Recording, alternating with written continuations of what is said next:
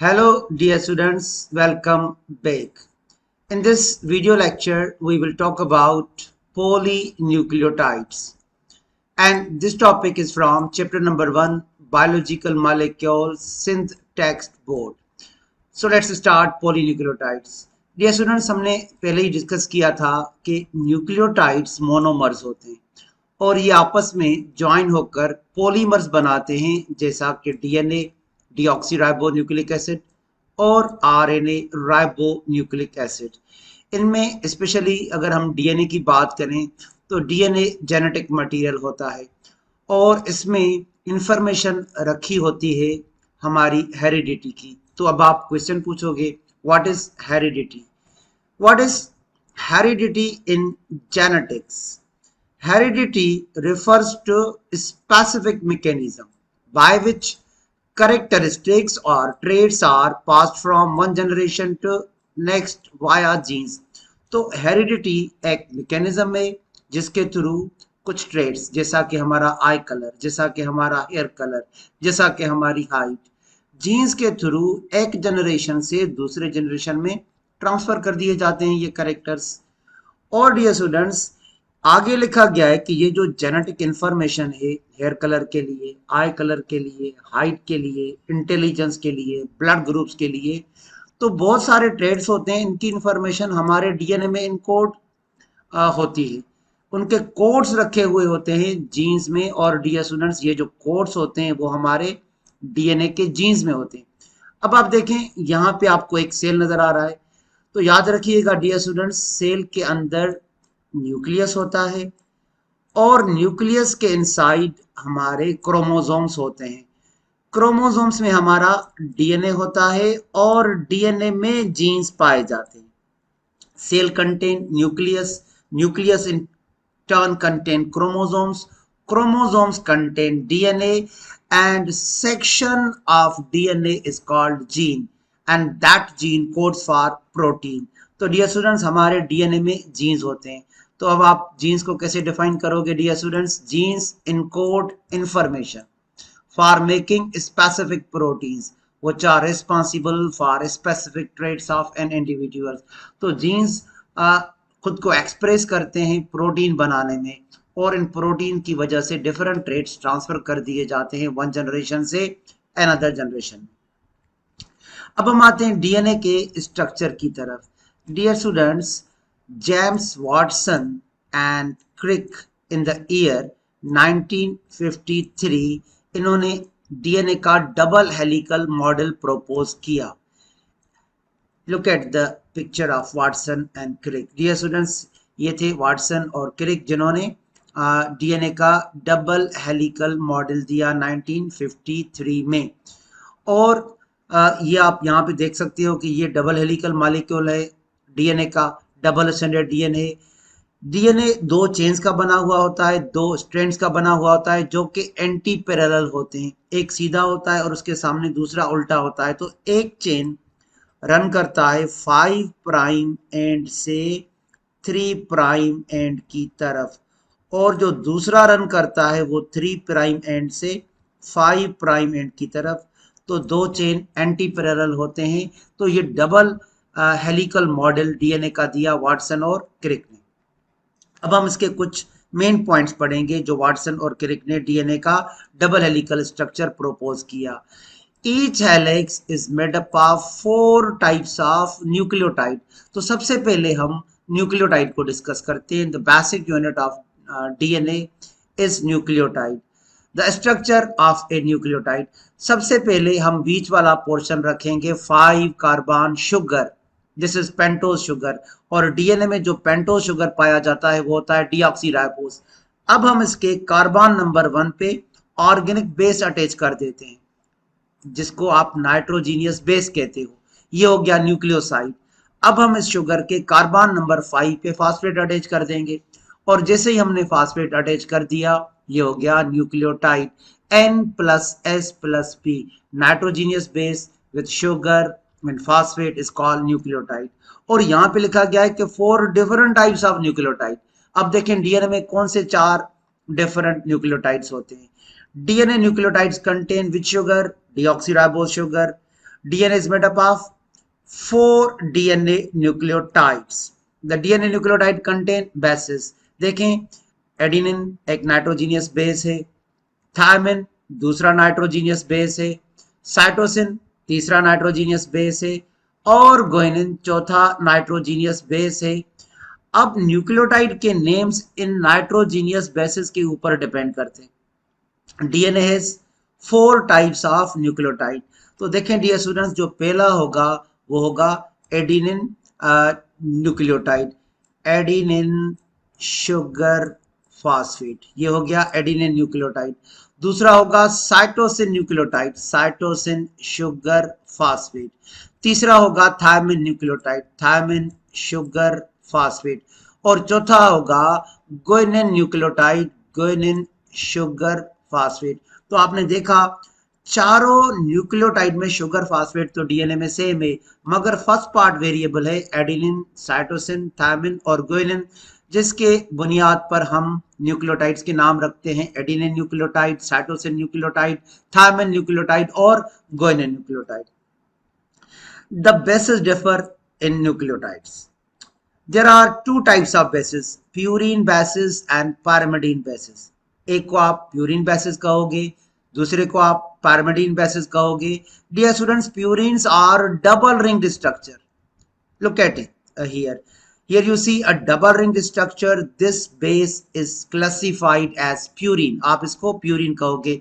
और अगर हम इसके एग्जांपल्स की बात करें तो एक होगा एडिनिन और दूसरा होगा guanine. Now remember, adenine and guanine both are purines. In simply you say A or G. A stands for adenine and G stands for guanine. तो याद रखिएगा एडिनिन और गुआनिन ये दोनों प्यूरिन्स हैं। अब हम आते हैं pyrimidines की तरफ। लिखा हुआ है they are single ringed structure. Look at the image. This single ringed structure is pyrimidine base. More simply, C and T. C stands for cytosine and T stands for thymine. So dear students, cytosine and thymine are the pyrimidines in DNA. So remember, cytosine and thymine are the pyrimidines in DNA. अच्छा dear students, अब हम आते हैं complementary base pairing की तरफ। Both helices are complementary to each other. That is, if one helix contain adenine, the opposite complementary helix will contain the thymine, whereas the cytosine is complementary base to guanine. अब आप पूछोगे complementary base pairing क्या होती है? Dear students, complementary base pairing describes the manner in which nitrogenous bases of the DNA molecules align with each other.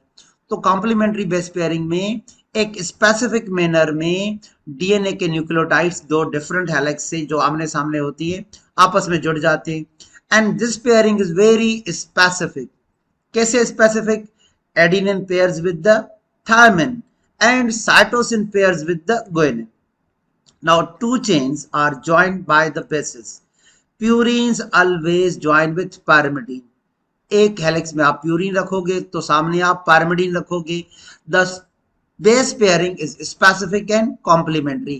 Adenine will always join with thymine and guanine will always join with thymine. Adenine को आप satisfied करोगे thymine से और guanine को cytosine से। और आपको इनके बीच में हाइड्रोजन बॉन्ड्स बनाने। Bases are joined by which bonds? Dear students, hydrogen bonds. Adenine always join with thymine, guanine always join with cytosine and bases are joined by hydrogen bond. अब हम complementary base pairing बनाते हैं। Adenine का complementary base pair होगा thymine, adenine का complementary base pair होगा thymine और guanine का complementary base pair होगा साइटोसिन। तो डियर स्टूडेंट्स, अब हमें हाइड्रोजन बॉन्ड बनाने पड़ेंगे। There will be 2 hydrogen bonds between adenine and thymine and there will be 3 hydrogen bonds between guanine and cytosine. Adenine और थायमिन के बीच में आप 2 हाइड्रोजन बॉन्ड बनाओगे, गुआनिन और साइटोसिन के बीच में आप 3 हाइड्रोजन बॉन्ड बनाओगे। The bases are joined by hydrogen bonds. To pair one of the nucleotides must flip over. अब एक चेन आपको सीधा रखना है तो दूसरा उल्टा, क्योंकि ये एंटी पैरेलल अरेंजमेंट होती है। एक नाइट्रोजीनियस बेस अगर आप सीधा रखोगे तो सामने वाला आप उल्टा रखोगे। देखिए आपने एडिनिन ले लिया, अब आप इसको कॉम्प्लीमेंट्री बेस पेयर थायमिन से आप जोड़ोगे तो आपको थायमिन उल्टा रखना पड़ेगा। देखें यहाँ पे डियर स्टूडेंट्स ये हमने सीधा रखा है एडिनिन को, मगर यहाँ से हमने थायमिन को उल्टा रखा है क्योंकि दो चेन पैरेलल नहीं होते, डीएनए में एंटी पैरेलल होते। अब आपको दो हाइड्रोजन बॉन्ड बनाने हैं, एडिनिन और थायमिन हमने बना दिए। तो एडिनिन का कॉम्प्लीमेंट्री बेस पेयर है थायमिन और इसके बीच में दो हाइड्रोजन बॉन्ड होते हैं, two hydrogen bonds between adenine and thymine. अब आपने ले लिया गुआनिन और आपको इसको कंबाइन करना है दूसरे हेलिक्स में साइटोसिन से, तो आपको साइटोसिन उल्टा रखना पड़ेगा। देखें फ्लिप ओवर, अब आप तीन हाइड्रोजन बॉन्ड बना दोगे। हमने गुआनिन को साइटोसिन से तीन हाइड्रोजन बॉन्ड के थ्रू लिंक कर दिया, तो गुआनिन हो गया कॉम्प्लीमेंट्री बेस पेयर साइटोसिन का। There are three hydrogen bonds between guanine and cytosine. उसके बाद ये स्टूडेंट्स कॉम्प्लीमेंट्री बेस पेयरिंग के बाद ये लिखा गया है कि जैसे एक लेडर के दो अपराइट्स होते हैं, डीएनए के भी दो अपराइट्स होते हैं और ये अपराइट्स मेडअप होते हैं किस चीज के बने हुए होते हैं, डीऑक्सीराइबोज शुगर और फास्फेट के। और स्टेप्स को रंग्स कहा जाता है, रंग्स बने हुए होते हैं नाइट्रोजीनियस बेसिस के। तो डियर स्टूडेंट्स अब हम अपराइट्स को डिस्कस करेंगे और रंग्स नाइट्रोजीनियस बेसिस को डिस्कस करेंगे। देखें यहाँ पे आपको ये जो इमेज नजर आ रहा है डीएनए का, तो यहाँ पे आपको पहला अपराइट नजर आएगा, यहाँ पे आपको दूसरा अपराइट नजर आएगा। तो देखें डियर स्टूडेंट्स जो अपराइट्स बने हुए होते हैं वो phosphate sugar, phosphate sugar, phosphate sugar, phosphate sugar की। और ये वाला अपराइट भी आप देखें dear students, phosphate sugar, phosphate sugar. मगर जो बीच में स्टेप्स होते हैं उनको रंग्स कहा जाता है। Rungs are made up of nitrogenous bases. अगर आप एक हेलिक्स में एडिनिन रखोगे तो सामने उसका कॉम्प्लीमेंट्री बेस पेयर थायमिन रख दोगे और बीच में आप दो हाइड्रोजन बॉन्ड बना दोगे। और इसी तरह अगर आप यहाँ पे गुआनिन रखोगे तो सामने साइटोसिन रख के आप बीच में तीन हाइड्रोजन बॉन्ड बना लोगे। तो याद रखिएगा uprights are made up of phosphate and sugars whereas the rungs are made up of nitrogenous bases।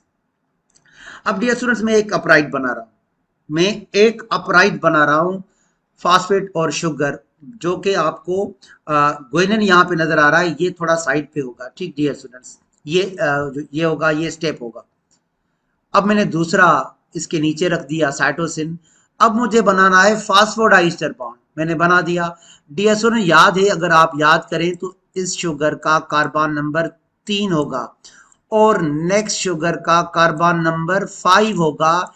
इनके बीच में हमने रख दिया फास्फेट, फास्फोरिक एसिड, 3,5 लिंकेज आपको याद होगा।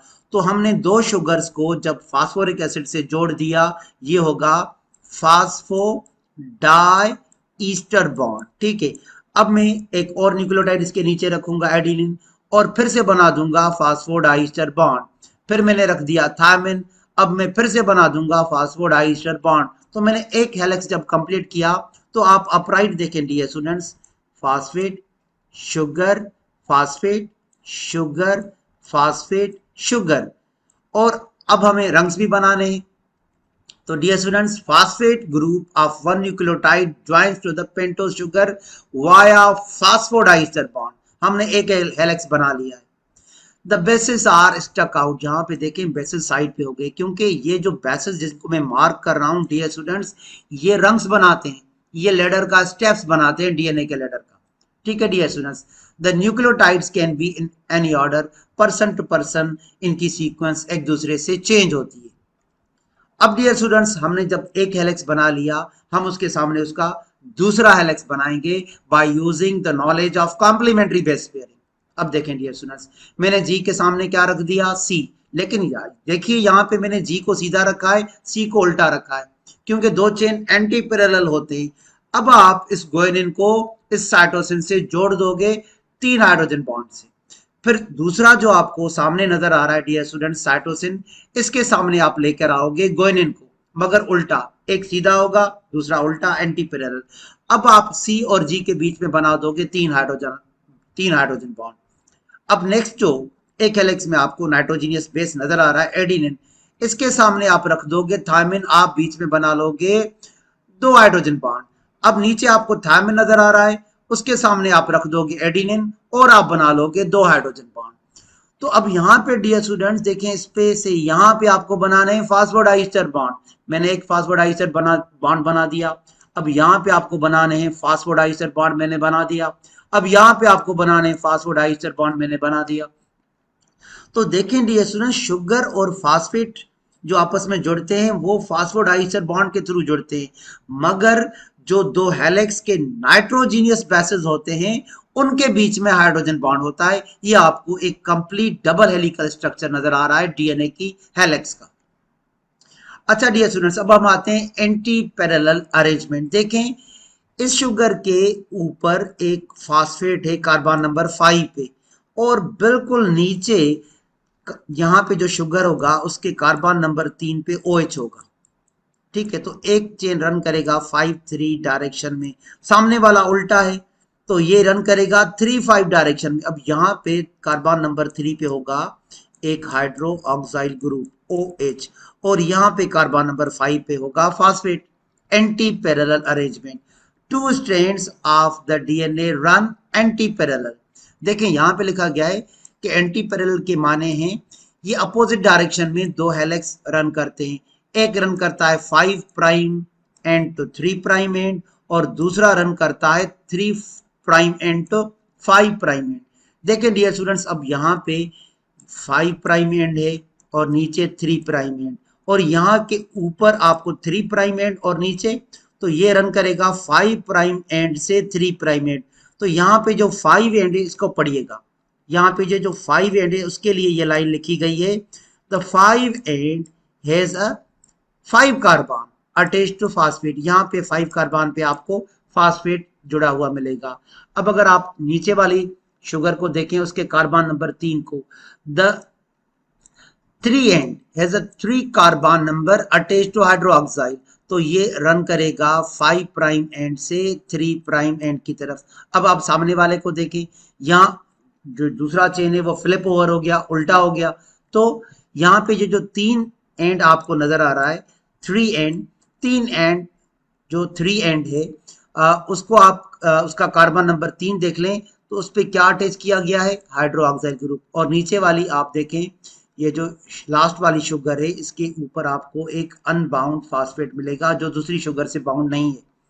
तो दूसरा चेन रन करेगा 3 प्राइम एंड से 5 प्राइम एंड की तरफ, इसको कहते हैं एंटी पैरेलल अरेंजमेंट। और डियर स्टूडेंट्स, वाटसन और क्रिक के मॉडल में डीएनए के जो 2 हेलिक्स होते हैं उनके बीच में जो डिस्टेंस होता है वो 20 एंगस्ट्रॉम का होता है।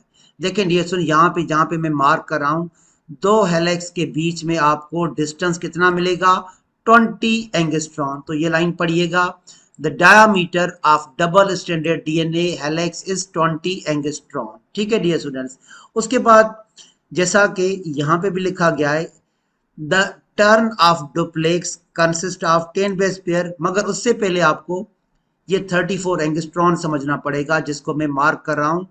एक टर्न की जो लेंथ होती है वो होती है 34 angstrom. The total length of one turn off DNA is 34 angstrom. और उसके बाद डियर स्टूडेंट्स, जो 2 न्यूक्लियोटाइड के बीच में डिस्टेंस होता है, the distance between 2 nucleotides is 3.4 angstrom, यहाँ पे मार्क किया गया। तो 2 न्यूक्लियोटाइड्स के बीच में ये जो डिस्टेंस होगा वो 3.4 एंगस्ट्रॉन होगा, जिसकी वजह से जहां पे मैं मार्क कर रहा हूं आपको 10 बेस पेयर्स मिलेंगे एक turn. The total number of base pairs in each turn is 10। Why आप 34 को डिवाइड कर दोगे 3.4 से, तो डियर स्टूडेंट्स आंसर आएगा 10। तो डीएनए की जो विड्थ होती है वो 20 एंगस्ट्रॉन होती है, एक कंप्लीट टर्न की लेंथ 34 एंगस्ट्रॉन होती है, 2 न्यूक्लियोटाइड के बीच में जो डिस्टेंस होता है वो 3.4 एंगस्ट्रॉन होता है, और एक टर्न डीएनए के एक कंप्लीट टर्न में 10 बेस पेयर्स पाए जाते हैं। That's all about the structure of DNA. Thank you dear students.